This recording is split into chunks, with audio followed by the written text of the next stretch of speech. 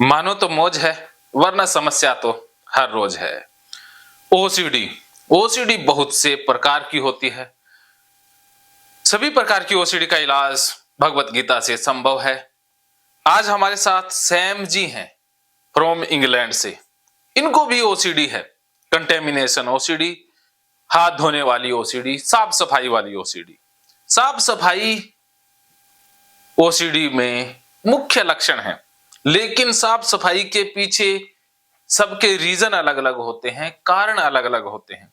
कोई पोटी की गंदगी के कारण सफाई करता है, कोई शूशु के कारण। सबका अपना अपना गंदगी से संबंधित एक ट्रिगर होता है। तो कई बार ट्रिगर बॉडी के फ्लूइड भी बन जाते हैं, जिसमें मेल्स में खास करके जो ट्रिगर बनता है वो है सीमन या वीर्य। उससे संबंधित गंदगी लगने लग जाती है और फिर सफाई करनी होती है। नहाने में भी समय लगता है, सब चीजों में समय ज्यादा लगता है सफाई से संबंधित। तो इस ओसीडी को गीता थेरेपी से ठीक करेंगे। तो आज सैमुअल जी की ओसीडी ठीक होगी मात्र कुछ ही समय में। तो कैसे इनकी ओसीडी समाप्त होगी, कैसे ये ठीक होंगे गीता थेरेपी से, वो सारी प्रोसेस आप समझोगे और आपकी ओसीडी भी उसके साथ साथ ठीक होती जाएगी। जी सैमुअल जी, आपको गंदगी लगती है सीमेन से? जी। अच्छा, सीमन में ऐसा क्या लगता है कि इससे गंदगी हो गई और इसके बाद हमें सफाई करनी चाहिए? ये हमें बचपन से ही कहा गया है कि आप नहा धो के हमें जाना चाहिए, आदत वही है। हाँ। बाहर जाते हैं जी। पर ये आदत नहीं है कि हम कभी मतलब नहा धो के ना जाएं, क्योंकि वो आदत में है। और गंदगी की जहां तक बात है कि उसकी मतलब बचपन में नहीं होती, ये चीज टीनेज में आ जाती है, शुरू हो हाँ, जाती है। टीनेज में वीर्य से आमना सामना होता है। तो उसके बाद वो बचपन से वो आदत नहीं लगी होती उस चीज की। सुसु पोटी की तो बचपन से ही हमें साफ सुथरा, ये चीज एक नई डेवलप होती है जब हम किशोरावस्था में आते हैं, जब बड़े होते हैं। तो इसका फिर ना तो ज्यादा डिस्कशन होता है हाँ, उसके बारे में, मतलब इंफॉर्मेशन आज की टाइम में तो काफी कुछ हो रही है, बट हमारे टाइम पे इतनी बातचीत नहीं होती थी इसके बारे में। और बात करना भी गंदा समझा जाता था। माँ बाप से कर नहीं पाते थे, टीचर्स बताते नहीं थे जी। जानकारी का सोर्स सिर्फ दोस्त होते थे, आसपास हुआ करता था, या किताबें ऐसी मिलती नहीं थी। तो लिमिटेड सोर्स थे जानकारी के, और भ्रामक जानकारी के सोर्स बहुत ज्यादा हुआ करते थे। जैसे मैंने भी एक बार एक किताब पढ़ी थी, किसी धार्मिक पुरुष की वो किताब लिखी हुई थी। उसमें लिखा हुआ था कि वीर्य की 40 बूंदें, खून की 40 बूंदें एक वीर्य की बूंद के बराबर होता है। ये युवा शक्ति का नाश करने के बराबर है, इससे जवानी नष्ट हो जाती है। मैं आपकी बात नहीं कर रहा, मेरे मन में भी ऐसी भ्रामक जानकारियां थी कि बचपन की बात, मतलब कहने का तात्पर्य है किशोरावस्था। तो उस समय चेहरे के ऊपर फोड़े फुंसियां होना आम बात है, क्योंकि हार्मोनल चेंजेस हो रहे हैं। तो जब भी ऐसा होता था तो मुझे लगने लग जाता कि मैंने मास्टरबेशन किया है, उसके कारण मेरी शक्ति चली गई है, तो इस कारण से ये फोड़े फुंसी आ गए हैं। तो बहुत से युवाओं को ये भी लगता है। और कई बार ये भी सुना होता है कि नसों की कमजोरी, पता नहीं कितना सुना होता है। तो ये सोच सोच के डिप्रेशन हो जाता है। ये कॉमन सोच है। हाँ, कॉमन सोच है, और ये डिप्रेशन में ले जाती है। ज्यादातर जिन बच्चों ने सेक्सुअल गलत चीजें सुनी हैं वो डिप्रेशन में जाते हैं। और खास बात ये रहती है कि उनकी सेक्सुअल लाइफ डिस्टर्ब हो जाती है। वो कभी अपने ऊपर भरोसा ही नहीं रख पाते हैं। जैसे वो ज्यादा सोचेंगे, क्योंकि हमारे दिमाग का और लिंग का सीधा कनेक्शन है, तो उनमें वो पावर नहीं आ पाती है। तो उन्हें लगता है कि मैंने तो सारी ताकत गंवा दी है, अब नसें कमजोर हो गई है, अब ये हो गया, फलां हो गया। तो वो और ज्यादा डिप्रेस हो जाते हैं, और डिप्रेस हो गए, अब उनका फायदा उठाने के लिए बैठे हैं नीम हकीम। वो फिर महंगी दवाइयां बेचते हैं, पैसा कमाते हैं, मोटा पैसा कमाते हैं गुप्त रोगों के नामों पर।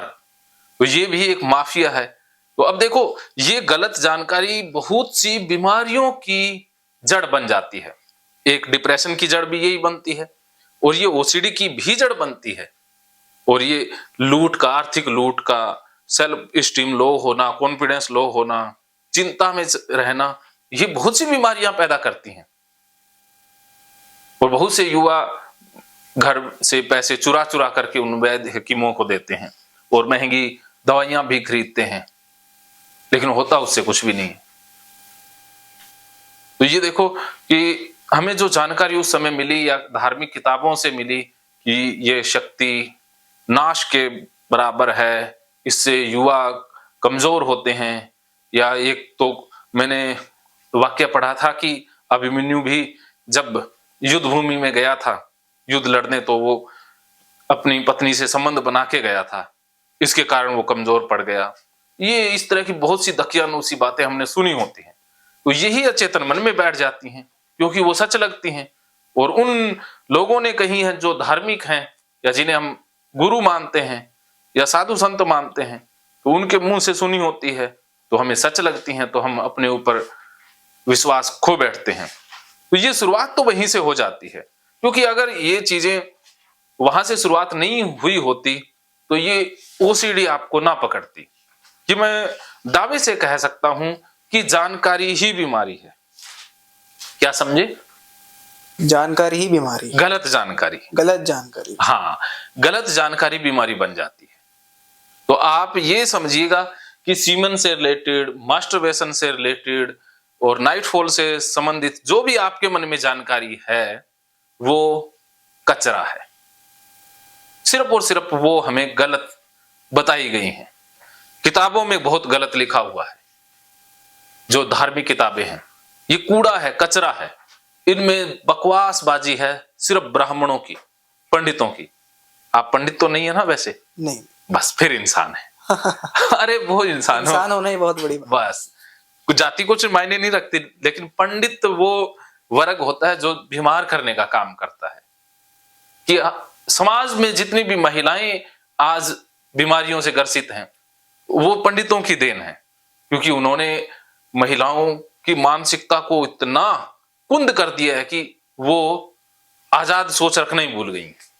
महिलाएं सबसे ज्यादा मानसिक बीमारियों का शिकार हुई हैं इसी गुलाम सोच के कारण, जो हमें ब्राह्मणवादी सोच ने दी है। ब्राह्मण जाति से नहीं, ब्राह्मण सोच से होता है। जो इंसान बहुत ज्यादा नैतिक है, बहुत ज्यादा पूजा पाठ करता है, धार्मिक प्रवृत्ति का है, वो इंसान ब्राह्मणवादी है और उसकी सोच युवाओं को, बच्चों को बीमार करती है। तो अब हम 2-3 दिनों में उसी सोच का पर्दाफाश करेंगे कि कैसे हमें बेस्ट इंसान बनना है, कैसे उस ब्राह्मणवादी सोच से ऊपर उठना है। तो ये बातें मैं इसलिए आपसे कर रहा हूं क्योंकि हमारे मन में कचरा वहीं से आया है। कचरा आने के जो स्रोत हैं वो वही हैं। तो वहां से कचरा आ गया, फिर उस कचरे ने एक बीमारी पैदा कर दी, फिर बीमारी ही हमारे लिए सब कुछ बन के रहेगी।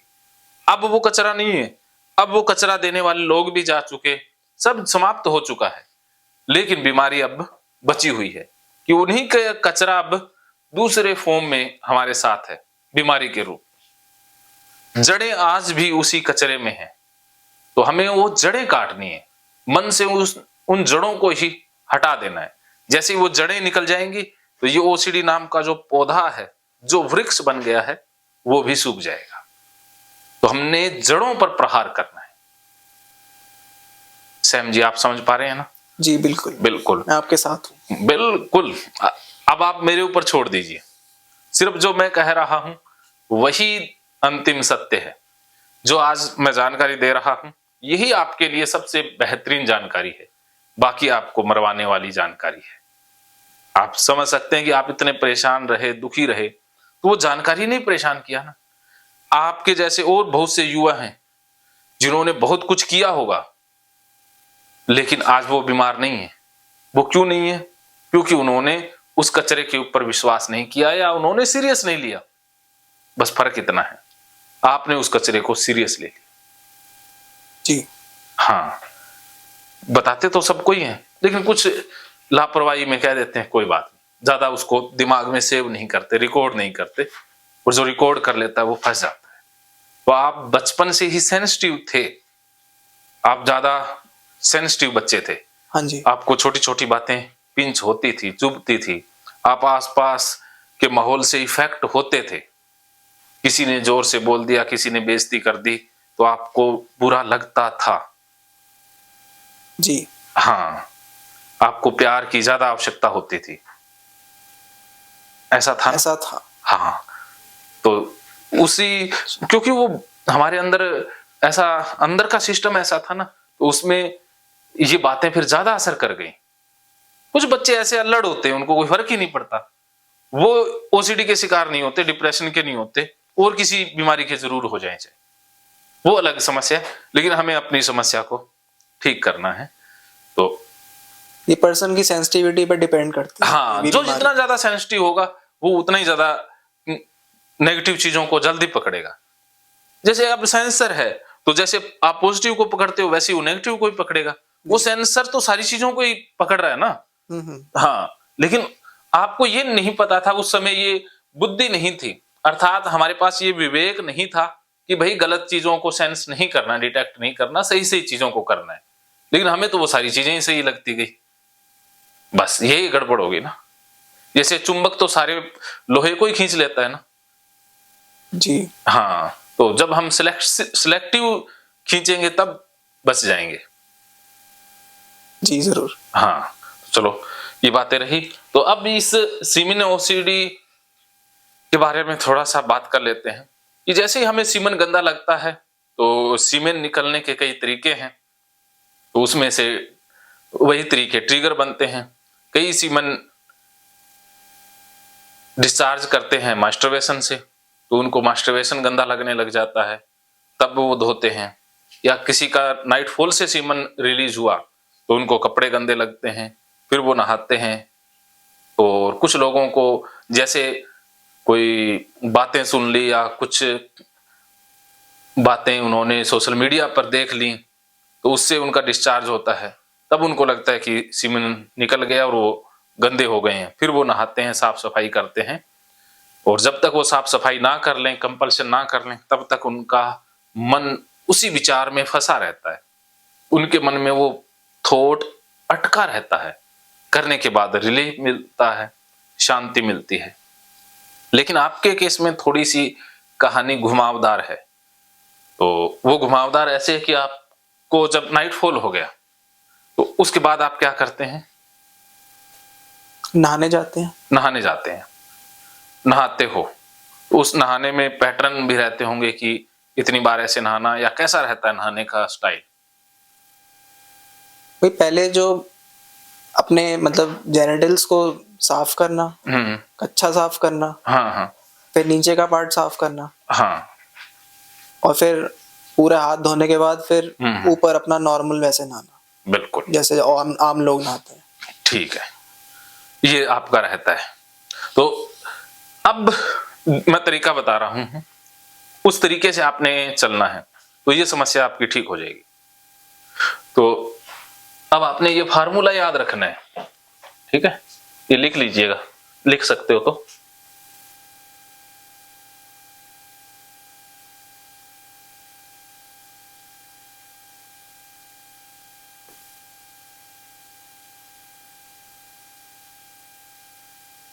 फार्मूला आपने वीडियोज में देखा होगा या नहीं देख पाए? देखा था, मुझे याद नहीं आ रहा। अच्छा, सबसे पहले आता है ए, उसके बाद आता है बी, उसके बाद सी और डी। डी। ये फार्मूला सब में फिट होगा।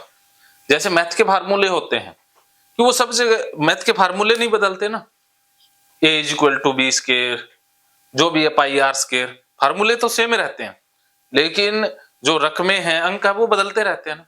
तो उसी प्रकार ये फार्मूला सेम रहेगा, लेकिन इसमें जो ट्रिगर हैं वो बदल जाएंगे, कंपल्सन बदल जाएंगे।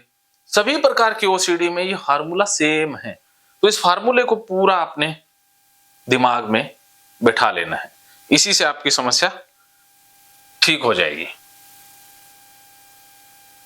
तो सबसे पहले एक ही बात करते हैं,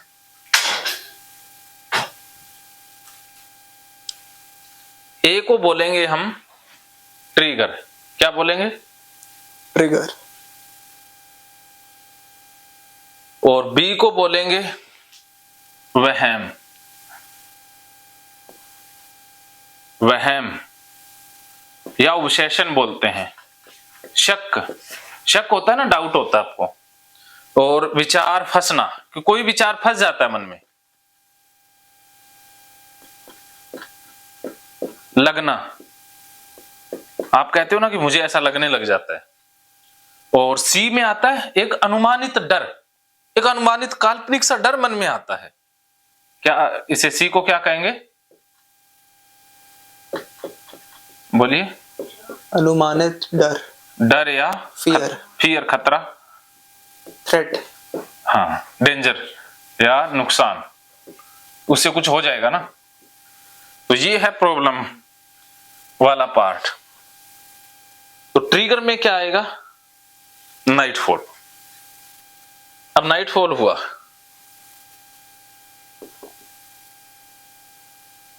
या सीमेन निकला, इसको सीमेन कर देता हूं साथ में।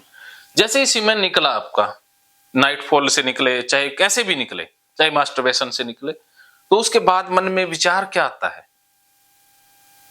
क्या विचार आता है? ये कपड़े गंदे हो गए, हम नहाना चाहिए।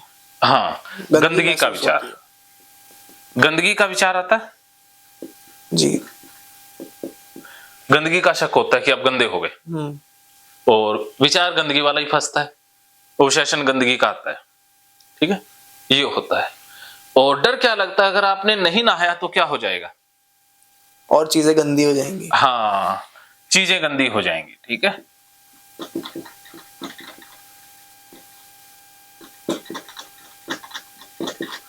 अब एक बात देखिएगा सैम, कि इस विचार ने ये खतरा पैदा कर दिया। किसने पैदा किया ये खतरा? इस विचार ने। हाँ, और खतरा इतना बढ़ गया कि आपको लगा कि चीजें गंदी हो जाएंगी तो गंदगी में रहना पड़ेगा, मैं तो बहुत गंदा इंसान हो जाऊंगा, बहुत बुरी बात है ना। तो जैसे ही मन में खतरा बढ़ता है या घबराहट बढ़ती है, उससे मन का जो ऑटो मैकेनिज्म है, मन का जो रक्षा तंत्र है, वो एक्टिव हो जाता है, और वो फिर उपाय बताता है कि इस खतरे से बचने के उपाय भी हैं। जैसे देखो, शरीर का भी एक सिस्टम होता है ना अपना, जिसे हम क्या कहते हैं? रक्षा तंत्र, immune power, fight and flight response. हाँ, फाइट एंड फ्लाइट रिस्पॉन्स। ये ऑटोमेटिक है, ये मन के साथ भी होता है और शरीर के साथ भी होता है। जैसे आपके सामने शेर आ जाए तो आपका मन क्या कहेगा? आपका क्या रिस्पॉन्स रहेगा? भाग जाओ, भागो या लड़ो। लड़ो। अगर आपके पास बंदूक है तो आप लड़ोगे। लेकिन कई बार ऐसा भी होता है कि मन ना भाग पाते हैं ना फाइट कर पाते हैं। उस सिचुएशन में हम फ्रीज हो जाते हैं, कि ब्लैंक हो जाते हैं। तो जो ब्लैंक हो गए वो डिप्रेशन में चले गए। एक बात याद रखिएगा कि ये सिचुएशन सबके साथ आती है, खतरा डिप्रेशन में भी पैदा होता है, लेकिन उनका रिस्पॉन्स फाइट का नहीं होता उस समय, वो तो फ्रीज हो जाते हैं। उस सिचुएशन में कुछ नहीं कर पाते, पंगु हो जाते हैं। लेकिन ओसीडी वाले फ्रीज नहीं होते, वो फ्लाइट मोड पे आते हैं हमेशा। वो उस खतरे से भागते हैं, लड़ते नहीं है। जो इस खतरे से लड़ जाएगा वो तो ठीक हो जाता है, यहां खतरा है तो है, बिगाड़ ले, क्या बिगाड़ेगा, गंदा कर दिया, तो उसको ओसीडी नहीं पकड़ेगी ना, क्योंकि उसने खतरे को झेल लिया, उससे लड़ाई कर ली। और जो खतरे को कम करने के लिए उपाय करेगा, उसको ओसीडी पकड़ लेगी। समझ पा रहे हो? जी बिल्कुल। क्या समझे? ये हमें उससे लड़ना है। हाँ, लड़ना है, भागना नहीं है उससे। भागना नहीं है। भागने से तो ओसीडी बढ़ी है, कि आप खतरे से जितना भागोगे उतनी ओसीडी बढ़ेगी। लेकिन एक बात देखो, ये खतरा रियल है भी नहीं, ये तो अनुमानित है, ये तो आपका काल्पनिक खतरा था। शेर सामने आया, रियल खतरा है, सांप सामने आया, रियल खतरा है। लेकिन इस केस में खतरा रियल है ही नहीं। ये बात आपको समझनी है। क्या समझे? ये कल्पना, ये खतरा काल्पनिक है, हाँ, ये झूठा है, झूठा है। लेकिन हम इतनी बार इस खतरे को अवॉइड कर चुके हैं, इससे बचने का प्रयास कर चुके हैं कि ये खतरा हमें अब रियल लगने लग गए। अब दूसरों के लिए काल्पनिक है, लेकिन आपके लिए ये असली बन चुका है। जैसे एक ही बात पर हम बार बार काम करें, एक ही चीज को हम बार बार करें, तो वो चीज हमारे लिए असली हो जाती है ना। हमारे पैटर्न वैसे ही डेवलप हो जाते हैं कि आप कोई भी काम बार बार गलत करो तो आप गलत करने के एक्सपर्ट बन जाओगे। क्या समझे? जी बिल्कुल। हाँ, आप इंडिया में ड्राइविंग करते हो, इंग्लैंड में करोगे तो दिक्कत आएगी ना, वहां पर स्टीयरिंग दूसरी साइड में, तो आपकी आदत ऐसी पड़ गई है तो वो आदत सीखने में टाइम लगेगा ना, क्योंकि ब्रेन के अंदर पैटर्न बने हुए हैं वो, और फिर उस हिसाब से एक्सीडेंट हो जाएगा। एक्सीडेंट होगा। लेकिन आप कहोगे अरे मैं क्या करूं, मैंने को पता था, बुद्धि तो कहेगी कि पता है कि इधर से चलना है, लेकिन वो पैटर्न तो इधर घुमा देंगे ना आपको। तो हमारा व्यवहार सोच समझ के नहीं होता, अपने आप ही होता है जी। वो ट्रेनिंग के आधार पर होता है, वो होता है हमारे कंडीशनिंग के आधार पर। तो बचपन से हमारी कंडीशनिंग ही होती है, लेकिन मन को नहीं पता कि ये कंडीशनिंग अच्छी है या बुरी, मन को नहीं पता ये व्यवहार गलत है या सही, वो तो पैटर्न डेवलप करता रहता है। आप किसी चीज की गलत प्रैक्टिस कर लो तो आप वो काम, मन को थोड़ी ना पता है गलत है ऐसे ही, वो तो बुद्धि को पता है ना। हाँ जी। हाँ, तो बहुत से बच्चे अब गलत प्रैक्टिस करने लग जाते हैं, गालियां निकालने लग जाते हैं ना, तो उनको थोड़ी ना पता है कि गलत क्या है सही क्या है। लेकिन कुछ समाजों में तो गालियां निकालना जायज है, वो गलत को ही सही मान रहे हैं। सही गलत सबका अपना अपना नजरिया होता है। तो यही जो सीमेन नाइटफॉल इंडिया में गलत माना गया पहले, कुछ समय पहले, क्या इंग्लैंड में ये गलत है? नहीं। हाँ, तो अगर आप किसी वैज्ञानिक के घर में पैदा होते, आपको आस पड़ोस सारी चीजें वही मिलती, तो क्या आप इस बीमारी से ग्रसित होते?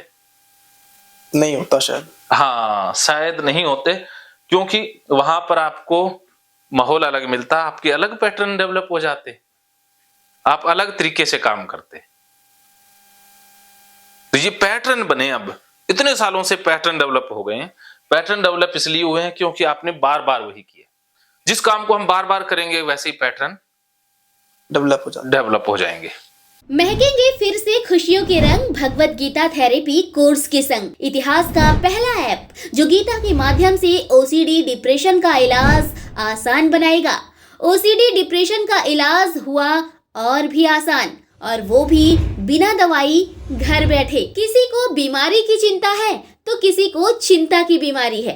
भगवत गीता ने लाखों करोड़ों का जीवन बदला है और आपका भी बदलेगा। गीता थेरेपी कोर्स में आपको मिलेगा सभी 11 प्रकार की ओसीडी का संपूर्ण इलाज, जैसे गंदगी का वहम, बार बार हाथ धोना, बार बार सफाई करना, बार बार लॉक दरवाजा चेक करना व अन्य सामान की चेकिंग बार बार करना, एक ही विचार बार बार आना, नुकसान व मरने मारने का विचार आना, HIV, rabies, cancer, heart attack का विचार आना, IBS और नींद न आने की समस्या का हल गीता कोर्स में मिलेगा। आत्महत्या वाले विचारों से मुक्ति भी गीता थेरेपी कोर्स से मिलेगी। राजेंद्र जोधपुरिया ऐप पर आपको ओसीडी से संबंधित राजेंद्र जोधपुरिया की किताब भगवत गीता के मनोवैज्ञानिक रहस्य और अन्य टिप्स पढ़ने को भी मिलेंगे। गीता है महान थेरेपी। गीता में CBT, हिप्नोथेरेपी, माइंडफुलनेस, ERP व अन्य बहुत सी साइकोथेरेपीज का समावेश मिलेगा। राजेंद्र जोधपुरिया ऐप एक, फायदे अनेक। आज ही प्ले स्टोर से डाउनलोड करें, लिंक डिस्क्रिप्शन में है। तो देर क्यों, अभी जाइए डिस्क्रिप्शन में और लिंक पर क्लिक करके प्ले स्टोर से अभी डाउनलोड कीजिए राजेंद्र जोधपुरिया ऐप और पाइए अपनी सभी समस्याओं का हल। मानो तो मौज है, वरना समस्या तो हर रोज है।